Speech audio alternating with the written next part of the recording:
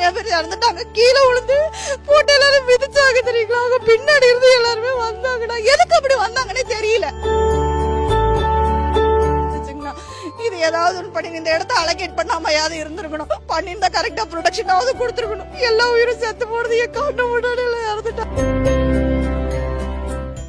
நேற்று சாயந்தரம் வந்து பாத்தீங்கன்னா நான் ஆபீஸ் டியூட்டி முடிச்சுட்டு வெளியே வந்தோட்டே இங்க சரி விஜய் பார்க்கலாம் அப்படிங்கறதுனாலதான் இங்க வந்தோம். நாங்க எல்லாருமே நானே என்னோட பாப்பா எங்க அப்பாவோட ஃப்ரெண்டு 3 பேருமே வந்தோம். வரப்ப கும்பல் இங்கதான் இருந்துச்சு. கரெக்டா 5:30 அந்த இடத்துக்கு நான் ரீச் ஆயிட்டேன். ரீச் ஆனதுக்கு அப்புறம் பாத்தீங்கன்னா கும்பல் அதெல்லாம் ஃபுல்லாவே இல்லை. இங்கன்னா எல்லா கும்பலும் இருந்துச்சு. ஆனா பிரீத்திங் பண்ற அளவுக்கு ஒவ்வொருத்தருக்கு இப்போ ஜென்ஸ் லேடிஸ் இடிக்காத அளவுக்கு தான் இடம் இருந்துச்சு. டைம் ஆக பாத்தீங்கன்னா இருட்டாக கும்பல் அதிகமா வந்துருச்சு.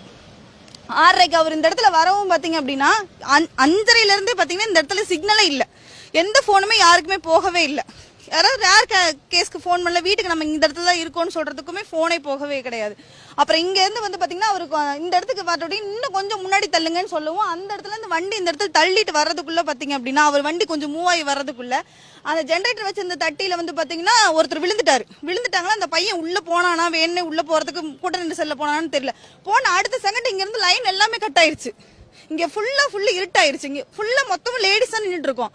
எல்லாருமே வந்து பாத்தீங்கன்னா விஜய் பார்த்த அடுத்த செகண்ட் வந்து பாத்தீங்கன்னா நாங்க உள்ள நம்ம வீட்டுக்கு போயிடலாம் அப்படிங்கிற டாக் மட்டும் தான் இங்க இருந்துச்சு. நான் கொண்டு அவர் ஸ்பீச் கேட்கறதுக்கு யாருமே பெரும்பாலும் வரல. விஜய் நமக்கு பிடிக்கும், குழந்தைங்களுக்கு எல்லாம் பிடிக்கும். கை குழந்தை தோல் மேல வச்சிருந்தா ஒரு பேரண்ட்ஸ் எல்லாமே இங்க இருக்காங்க. ஒரு குடும்பமே நின்று இருந்தாங்க.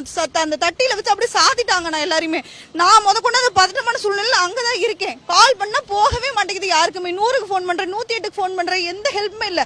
நான் அங்க இருந்து அப்படி எப்படியாவது அந்த பக்கம் போய் இந்த ரோட்டு நடு அந்த என்ட்ரன்ஸ் வரலும் போயிட்டேன். அங்க இருந்து கூப்பினேன். அந்த இடத்துல நிக்கிற 4 பேர்த்து சொல்றேன், அண்ணா அந்த அங்க யாரு விஜய்னு கத்துல உயிருக்கு கத்துறாங்க, போய் காப்பாத்துங்க அப்படின்னு நான் சொல்றேன். யாருமே கேட்கவே இல்லை. யாருமே திரும்பி இந்த பக்கம் பார்க்கவே இல்லை. எல்லாமே அந்த பக்கமே பார்த்த மாதிரி இருக்காங்க. ரெண்டாவது வந்து பாத்தீங்கன்னா அந்த பக்கம் இந்த பக்கம் தள்ளிட்டு வரும் நெசசிட்டி இல்ல. இப்ப இவர் வந்தாருன்னா கூட்டத்தை இப்படி பிரிச்சிருந்தாங்கன்னா அங்க இருந்து இங்கதான் தள்ளிட்டு வந்திருப்பாங்க. எங்களை வந்து பேக் சைட்ல இருந்து தள்ள ஆரம்பிச்சிட்டாங்க. ரீசனே இல்லாம பேக் சைட்ல இருந்து தள்ள ஆரம்பிச்சிட்டாங்க. எங்க பாப்பா வந்து பாத்தீங்கன்னா வரல. அவளுக்கு பிரீத்திங் ப்ராப்ளம் இருக்கனால அவ வந்து இந்த ரோட்டோட என்ட்ரன்ஸ்ல அங்க இருந்திருக்கா, உட்கார்ந்து இருந்தா. அவ இன்னைக்கு சொல்றா 2-3 பேர் வந்து பாத்தீங்கன்னா வண்டி குறுக்க போட்டாங்க, தண்ணி அடிச்சுட்டு வந்து அவ்வளோ ப்ராப்ளம் பண்றாங்க. இங்கேயுமே பசங்க தண்ணி அடிச்சுட்டு ஊருக்கம் இருக்கவும் லேடிஸ் இடிக்கவும் போக வரவுமே இருந்தாங்கண்ணா. அதனால வந்து பாத்தீங்கன்னா அதே மாதிரி அந்த லாஸ்ட் டைம் நடந்திருக்கு. வண்டி குறுக்க போட்டாங்க. இங்க இருந்து எந்த கும்பலுமே அந்த பக்கம் போக முடியாத அளவுக்கு ஆயிருச்சு.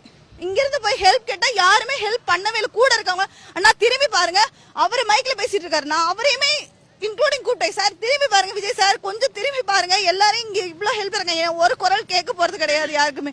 கூட இருக்க எல்லாரும் சொல்லுங்க நான் சொன்னேன். ஏன்னா அந்த இடத்துக்கு போனா இங்க இவ்வளவு பேர் செத்துக்கிட்டு இருக்காங்க. நான் என் கண்ணு முன்னாடி நிறைய பேர் இறந்துட்டாங்க. கீழே விழுந்து போட்டு எல்லாரும் மிதிச்சாங்க தெரியுங்களா. அவங்க பின்னாடி இருந்து எல்லாருமே வந்தாங்கண்ணா. எதுக்கு அப்படி வந்தாங்கன்னே தெரியல. ஏன்னா கூட்ட விலகி இருந்தா இப்படிதான் விலகி இருக்கணும் கண்டிப்பா. அவங்க எதுக்கு அங்க இருந்து இங்க வந்தாங்கன்னு தெரியல. வேணும்னே அங்க இருந்தவங்க சொன்னாங்க. நான் KMCHல 2 ஆம்புலன்ஸ் வந்துச்சு. ஃபர்ஸ்ட் ஆம்புலன்ஸ், 2வது ஆம்புலன்ஸ்ல நானும் போனேன். என் கூட ஒரு 6 பேர் வந்தாங்க.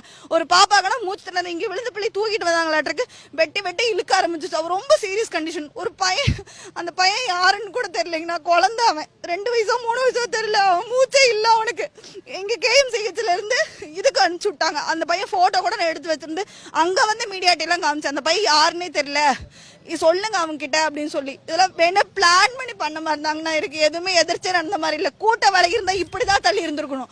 அங்க இருந்து போர்ஸ் இப்படிதான் வந்திருக்கணும். பின்னாடி இருந்தா அங்க இருந்து தள்ளணும்னு நெசசிட்டியே கிடையாது. அங்க இருந்து வேணும்னே எல்லாருமே தள்ளிட்டு வந்து இப்படி எல்லாம் பிளான் பண்ணி பண்ண மாதிரி தாங்கண்ணா இருக்கு. நாளா உயிர் பொழைச்சது இன்னைக்கு நான் பேசுறது எனக்கு நம்பவே முடியல. என்னால உண்மையில உயிரோடு இருக்குங்கிறது என்னால நம்பவே முடியலைங்க.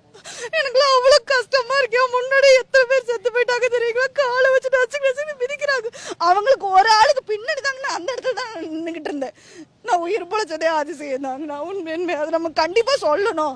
ஜாமர் வச்சு ஆஃப் ஆன மாதிரி எந்த நெட்வொர்க்குமே இல்லைங்கண்ணா.